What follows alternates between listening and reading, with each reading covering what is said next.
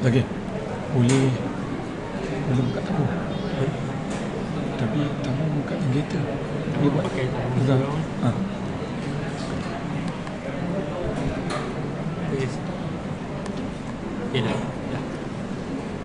Bismillahirrahmanirrahim. Alhamdulillahirabbil alamin.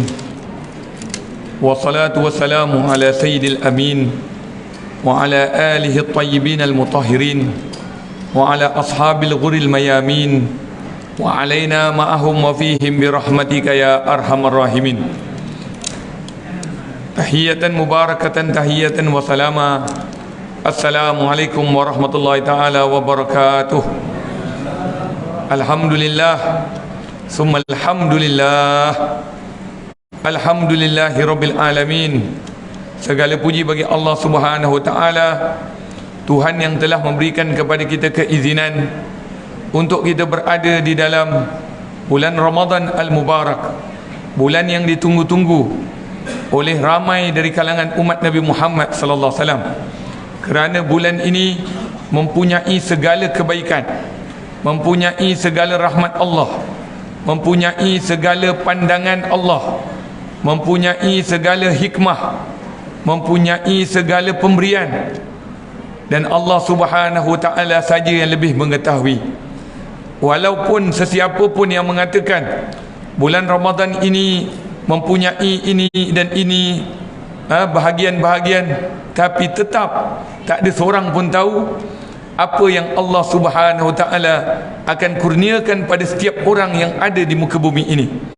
Bermula daripada umat Nabi Muhammad SAW yang terawal di kalangan para sahabat Nabi Muhammad SAW, sampailah umat Nabi Muhammad yang terakhir. Wallahu a'lam, siapakah dia umat Muhammad yang terakhir itu? Sebagaimana yang disabdakan oleh Nabi Muhammad sallallahu alaihi wasallam, Nabi sallallahu alaihi wasallam pernah bersabda, sekiranya umur baki dunia ini hanya beberapa hari lagi, maka akan lahirlah seorang yang akan membantu agama Allah Subhanahu wa taala, ataupun yang akan mempertahankan agama Allah Subhanahu wa taala. Namanya seperti namaku, dan nama abahnya, nama ayahnya seperti nama ayahku, dan ia adalah Imam Al-Mahdi Al-Muntazar. Sebagaimana kita umat Nabi Muhammad sallallahu alaihi wasallam menyambut Ramadan Al-Mubarak, sebagaimana kita ketahuinya, di siangnya kita berpuasa dan di malamnya kita menghidupkan malam, khususnya dengan solat sunat tarawih. Maka sayugia sebagai umat Nabi Muhammad sallallahu alaihi wasallam, hendaklah kita mengucapkan jutaan terima kasih dan juga penghargaan yang tinggi kepada junjungan besar Nabi Muhammad sallallahu alaihi wasallam. Sebab itulah tidak ada sebahagian daripada golongan umat Nabi sallallahu alaihi wasallam ataupun yang kita gelar sebagai hari ini adalah ulama-ulama yang berjalan kepada jalan tasawuf, jalan sufi. Mereka tidak akan melakukan sesuatu perkara, hatta ibadah yang ia lakukan, walaupun mungkin sebahagiannya mengatakan cukup dengan sekadar ibadah, tak perlu ada selawat ataupun tak perlu mengingatkan kita kepada Nabi sallallahu alaihi wasallam, tetapi golongan ini ataupun jemaah ini mereka tidak boleh, sebab mereka tidak ingin menjadi seperti kacang lupakan kulit. Sebab itulah di antara tarawih tadi ada selawat kepada Nabi Muhammad sallallahu alaihi wasallam. Sebab itulah tidak masuk rumah melainkan ada selawat kepada Nabi sallallahu alaihi wasallam. Tidak ada akad nikah melainkan ada selawat kepada Nabi Muhammad sallallahu alaihi wasallam. Tidak ada khutbatul Jumaah melainkan ada selawat kepada Nabi Muhammad sallallahu alaihi wasallam. Pokok pangkalnya, maknanya kita sebagai umat Nabi sallallahu alaihi wasallam, kalau kita apa saja perbuatan yang kita lakukan, jangan kita lupa baginda Nabi Muhammad sallallahu alaihi wasallam. Sebab itulah tidak ada satu ibadah pun melainkan mesti kita ingat Nabi Muhammad sallallahu alaihi wasallam. Bahkan ada satu ibadah yang Allah SWT suruh kepada kita melakukan ibadah tersebut, tetapi sebenarnya tidak ada seorang kita pun yang mampu melakukan ibadah tersebut. Apakah dia? iaitu selawat kepada Nabi Muhammad SAW. Yang pertama sekali mengatakan selawat kepada Nabi sallallahu alaihi wasallam bukan kita, Allah Subhanahu wa taala. Allah kata innallaha wa malaikatahu yusalluna 'alan nabi. Sesungguhnya Allah dan para malaikatnya berselawat kepada Nabi sallallahu alaihi wasallam. Luar biasa ayat ni. Selalu hari Jumaat kita dengar khatib akan membaca ayat ini. Tapi sebenarnya di sebalik ayat ini kita akan lihat bagaimana kedudukan tinggi Nabi Muhammad sallallahu alaihi wasallam. Semua ibadah yang kita lakukan Allah tak serta, Allah tak bersama. Solat, Allah suruh kita solat, tapi Allah tak solat. Maknanya itu perintah untuk hambanya. Allah suruh kita sedekah, haji, zakat, semuanya hambanya. Tapi bila Allah suruh kita selawat, Allah SWT juga berselawat. Tingginya kedudukan Nabi Muhammad sallallahu alaihi wasallam. Sebab tu kalau hari ini ada orang menganggap Nabi SAW ini hanya orang biasa, anda telah melakukan satu kesalahan dan kesilapan. Sebenarnya anda tak faham siapakah Nabi Muhammad SAW. Walaupun memang kita tak tahu pun, tapi Nabi SAW itu tinggi di sisi Allah Subhanahu Wa Taala, sehingga kan Allah kata innallaha wa malaikatahu yusalluna 'alan nabi. Sebentar tadi kita selawat kepada Nabi sallallahu alaihi wasallam. Allahumma salli ala Muhammad. Kita pun sallallahu wasallam alaihi. Yang tekongnya, Bilalnya dan yang menjawabnya dua-dua tak mampu nak selawat kepada Nabi sallallahu alaihi wasallam. Cuba dengar kalimah tadi. Allahumma salli ala Muhammad. Adakah kita yang selawat pada Nabi sallallahu alaihi wasallam? Kita tetap minta tolong Allah untuk selawat kepada Nabi SAW. Allahumma salli ala, ya Allah selawatlah ke atas Nabi Muhammad SAW. Lepas tu yang menjawab sallallahu alaihi wasallam, Allah selawatlah untuk Nabi Muhammad SAW. Allahu Akbar. Siapa selawat sebenarnya? Sebab tu kedudukan Nabi SAW itu tinggi. Tak mampu kita ukur kedudukan Nabi Muhammad SAW. Sebab tu bila kita bila mendengar azan, dikatakan bagaimana kalimah Nabi Muhammad disertakan di dalam azan tersebut. Asyhadu an la ilaha illallah, kemudian asyhadu anna Muhammadar Rasulullah. Tidak ada satu makhluk yang Allah letakkan kedudukannya dekat dengannya, iaitu melainkan Nabi Muhammad SAW. Sebab itulah kita sebagai umat Nabi Muhammad SAW jangan lupa Nabi Muhammad SAW. Kalau mampu kita ingat setiap hari, mampu ingat setiap waktu, buatlah. Sebab Nabi Muhammad saja yang akan berikan syafaat.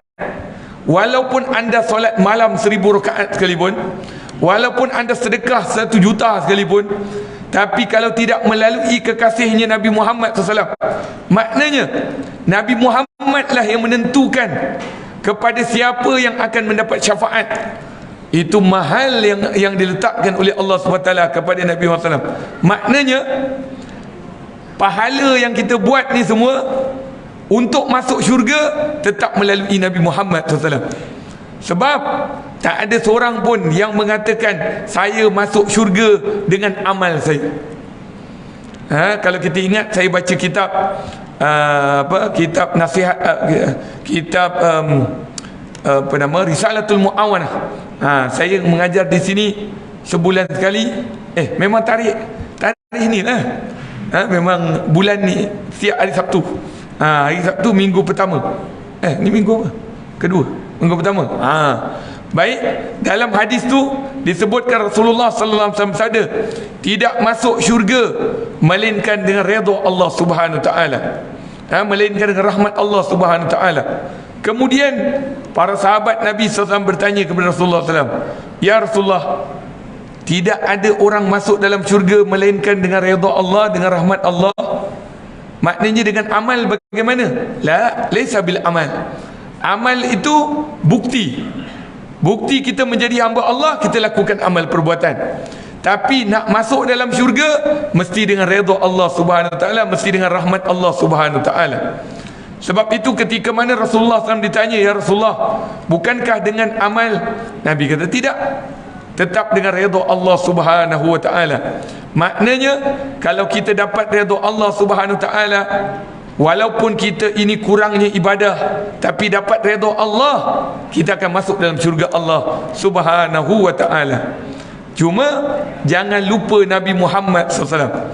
Sebab nanti di hari akhirat kelak, bila dikumpulkan seluruh makhluk Allah SWT, termasuk para Anbiya alaihi wassalatu wassalam, di sana nanti ada Abuna Adam, bapa manusia, Nabi Adam. Di sana ada Nabi Musa. Di sana ada Nabi Nuh, bapa kedua manusia. Di sana ada Nabi Isa, Nabi yang diangkat naik ke langit. Satu hari nanti akan turun kembali di zaman umat Nabi Muhammad SAW, setelah wafatnya Nabi Muhammad SAW. Nabi kata bila ia turun, dia akan beriman kepada aku. Nabi Isa alaihissalam yang hari ini ditunggu-tunggu oleh Yahudi, Nasrani dan Islam, semuanya tunggu. Sebab tu apa yang berlaku dekat Palestin, berlaku dekat Masjid Al-Aqsa, inilah tanda yang disebutkan oleh Nabi sallallahu alaihi wasallam sebelum 1444 tahun dahulu. Nabi dah sebut dah, pasti akan berlaku. Sya'a am aba, sama ada kita boleh nak terima ataupun tak terima, tetap akan berlaku. Apa yang berlaku di Palestin hari ini memang pasti berlaku. Sebab takkan berlaku kiamat melainkan mesti lalui jalan ini. Sebab itu ketika mana Nabi SAW mengajar kepada kita di dalam peristiwa Isra wal Mi'raj, Nabi kata tidak ada satu Nabi pun melainkan mesti sampai ke Masjid Al-Aqsa.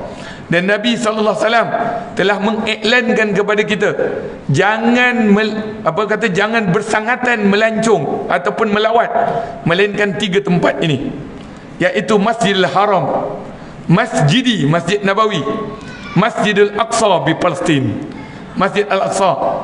Tapi kita tengok hari ini bagaimana Israel, Yahudi sekarang sedang ingin mengambil, sebab dia tahu di sanalah tempat yang akan Allah Subhanahu wa taala tunjukkan bagaimana kemenangan pada hamba Allah. Tapi dia tak tahu siapa yang menang sebenarnya. Masing-masing mereka merasakan dia menang. Kristian menunggu dekat Syria, dinamakan Manaratul Bayda. Nabi sallallahu alaihi wasallam sebut Manaratul Bayda kerana tempat itulah turunnya Nabi Isa alaihissalam. Nabi Isa akan turun dekat satu tempat dinamakan Manaratul Bayda, terletak di Syria sekarang ni. Nah, orang Kristian sedang jaga tempat tu sebab dia tahu Nabi Isa akan turun di situ.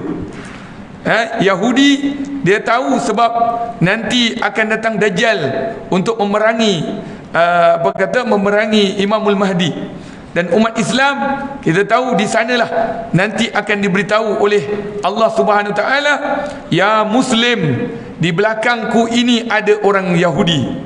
Maka di sini kata ulama, dalam riwayat itu tak mengatakan ya Muslim Palestina, ya Muslim Misri, ya Muslim Malaysia, ya Muslim Indonesia. Tak.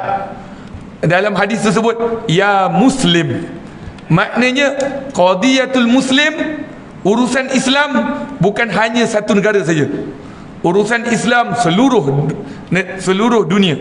Maknanya bila cerita tentang Palestin, dia bukan cerita untuk orang Palestin saja, dia adalah untuk seluruh umat Islam di seluruh dunia.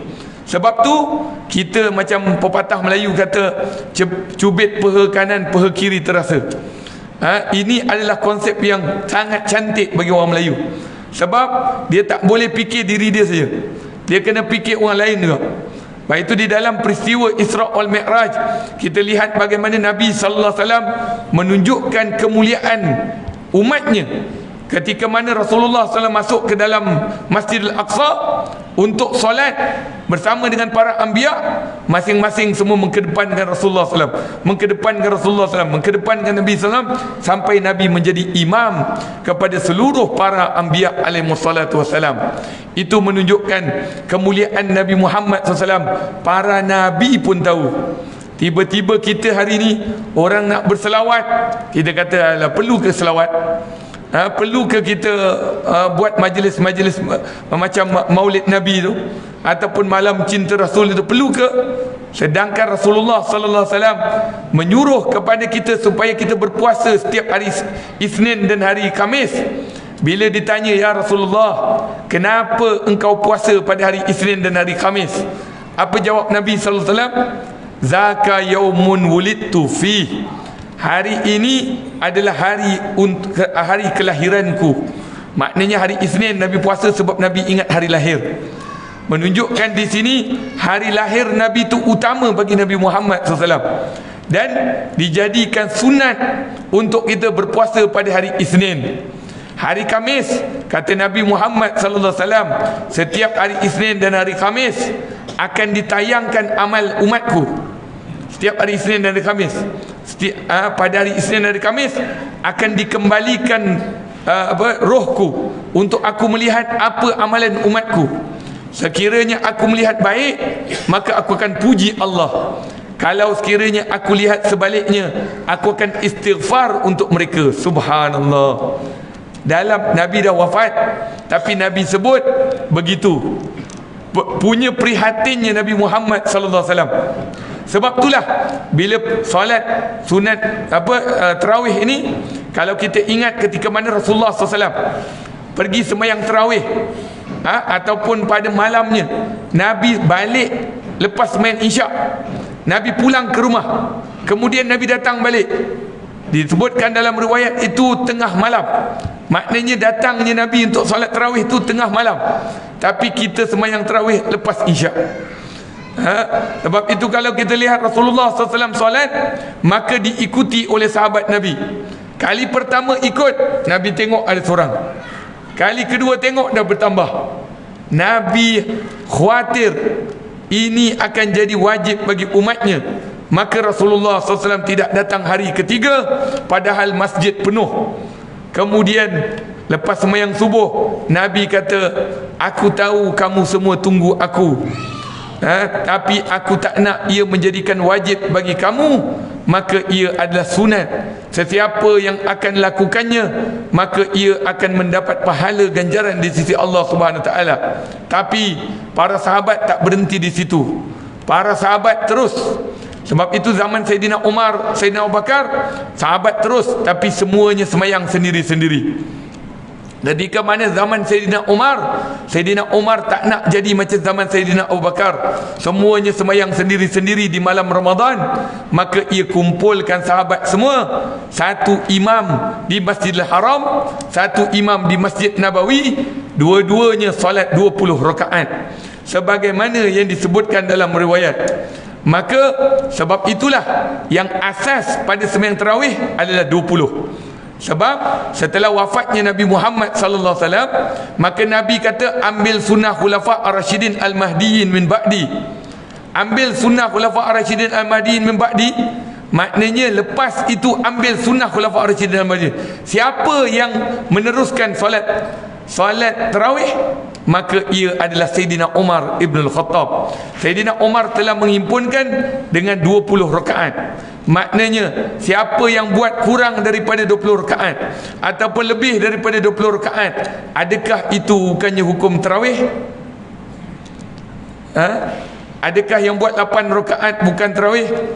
Saya sendiri dalam grup jemaah asatizah, jemaah ustaz-ustaz, ada yang mengatakan bukan tarawih, dia adalah sunat bangun malam.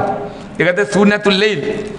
Tapi mengikut ilmu yang saya belajar daripada kitab Taqriratus Sadidah, seorang ulama anak murid kepada Mufti Syafi'i Saghir di bumi Madinah Al-Munawwarah, Habib Al-Allamah Zain bin Ibrahim bin Sumait, di dalam kitabnya menyebut, apabila kita solat, sebab dalam zaman Nabi SAW pun mana datangnya sunat taubat, mana datangnya sunat hajat, mana datangnya sunat istikharah, melainkan Rasulullah SAW hanya mengatakan, apabila seorang sahabat datang kepada Nabi, ya Rasulullah, zanabtu fa'altu zanban, aku telah melakukan dosa, fakaifa sa'atulubul maghfirah ilallah, macam mana aku nak minta talabul afu, aku nak minta maaf pada Allah.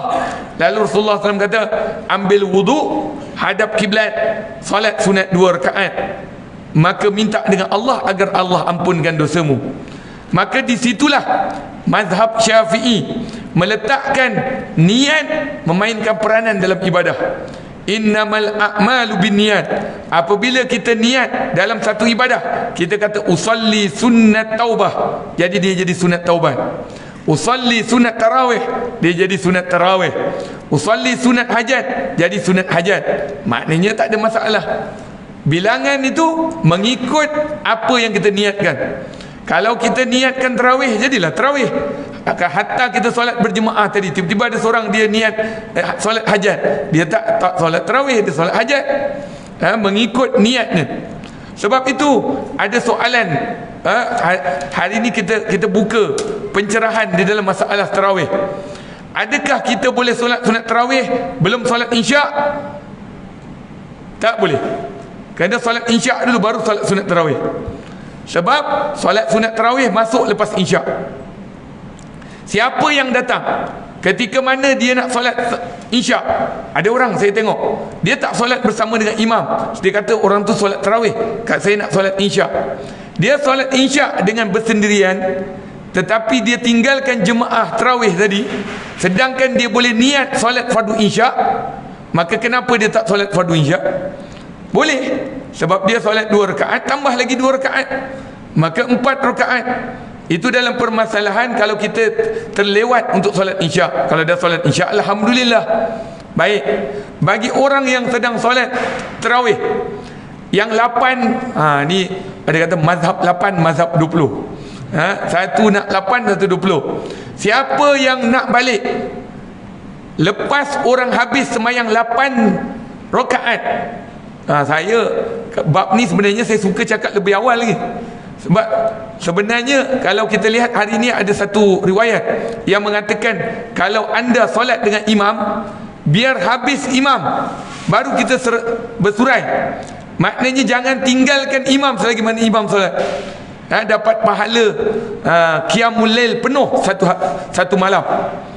Ada pula yang jawab, saya dekat dalam grup tu pandai juga orang jawab. Dia kata, Ustaz, kan solat fardu isyak berjemaah dapat pahala seperti menunaikan seperti bangun malam separuh malam. Solat fardu subuh secara berjemaah akan bangun seluruh malam. Jadi maknanya kita dah dapat lah, Ustaz, kata. Ini pandai betul matematik. Orang hari ini dia nak lepas, dia guna matematik dia. Sedangkan itu pemberian daripada Allah Subhanahu Wa Taala, yang anda buang pemberian Allah Subhanahu Wa Taala. Habis, Ustaz, kami nak solat tarawih lagi. Mereka solat 8 rakaat. Baik. Lepas solat tarawih tadi apa dia sebut? Sebut witir. Kenapa tak follow lagi? Dia solat witir. Yalah, kamu niatlah tarawih. Apa masalahnya? Untuk dapatkan solat bersama sampai habis imam. Kenapa keluar cepat-cepat? Kenapa tak tunggu sampai habis dulu? Kalau pun nak witir, tak ada masalah. Sambung habis 8, 2 witir, niat 2 tarawih. Maknanya 10. Witir 1 tambah 1 lagi 2, dapat 12 rakaat dengan imam. Daripada kita nak solat sendiri 4 rakaat kita habis macam tu je. Ustaz, saya nak tarawih lagi, tak apa, lepas tu balik sambunglah tarawih. Kalau pun tak nak witir, tak apalah, niat tarawih ataupun niat yang lain, yang penting habiskan bersama dengan imam. Cuma masalahnya kalau orang solat 28 balik, ini tak boleh lah. Ini memang nak balik orang 28 balik. Maknanya boleh. Yang tak tahu, kemudian bila bangun malam, ada yang kata saya tak boleh, Ustaz, kalau semayang witir nanti tak boleh nak witir, nak bangun malam nanti tahajud. Apa pula? La witran fil lail. Nabi kata tidak ada 2 ganjil pada satu malam. Maknanya tadi dah buat 1 ganjil, nanti bila lepas tidur bangun tahajud, sebelum sahur, maknanya sebelum sahur solat sunat taubat boleh, solat sunat hajat boleh, solat sunat tasbih boleh. 2 rakaat genap tanya. Ada yang kata, Ustaz, kena buka balik. Sebab tadi dah tutup. Dah tutup satu. Jadi macam mana buat? Tambah, kena buat witir lagi. Tak boleh sebab lah witran. Sebab itu sudah cukup, tak mengapa.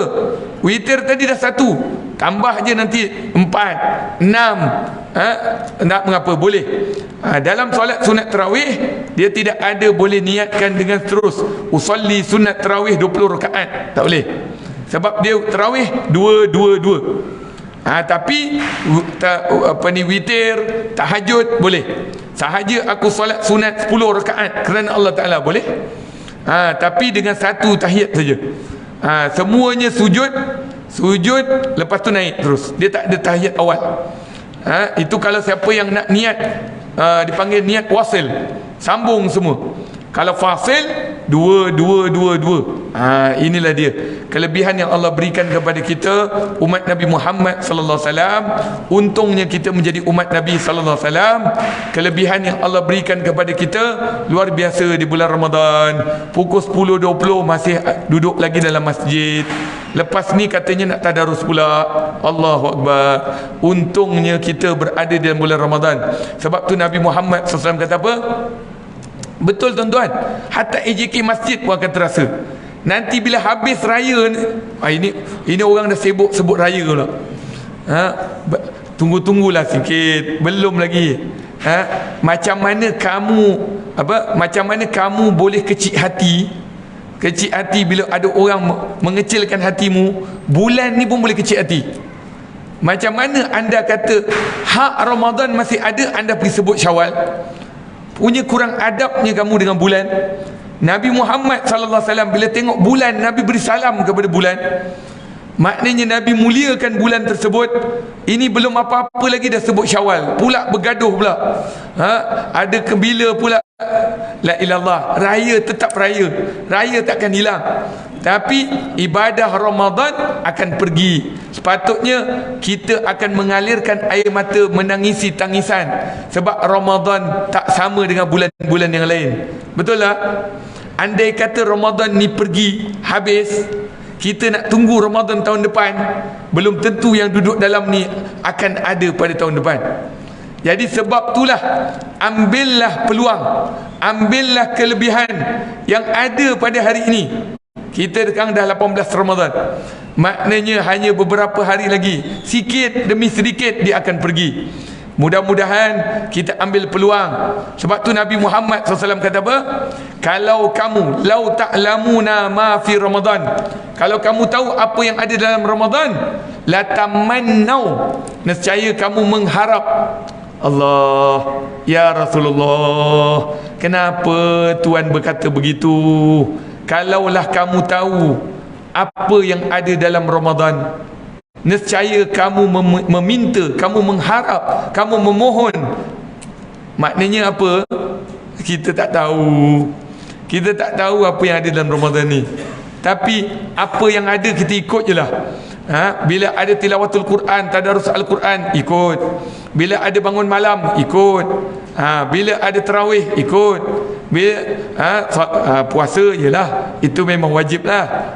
Dia bukan puasa ya. Itu bukan lagi dah. Ini puasa bulan Ramadan. Walau bagaimanapun kita minta dengan Allah Subhanahu Wa Taala. Saya harap diri saya dan semua saki-baki daripada Ramadan ini, ambillah peluang. Jangan kita biarkan dia pergi begitu saja. Khususnya kalau boleh kita khatam Al-Quran sebanyak-banyak. Kalau mampu, sebab bulan Ramadan ni bulan Al-Quran, bulan yang dinisbahkan Al-Quran padanya. Maknanya bulan ni memang kita kena sibuk dengan Al-Quran selain daripada yang lain. Handphone ni pun kalau boleh cuti. Tapi nak cuti macam mana? Memang kerja pakai handphone.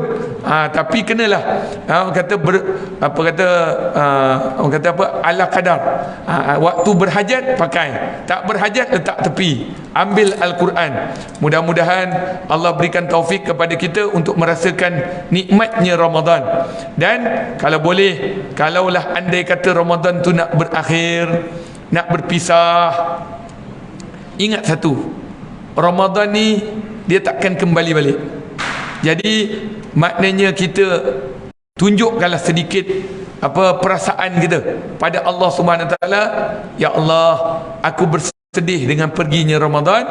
maka lahirkanlah mengalir air mata kesedihan kerana meninggalkan Ramadan. Mudah-mudahan Allah berikan taufik untuk kita menjadi hamba Allah Subhanahu wa taala.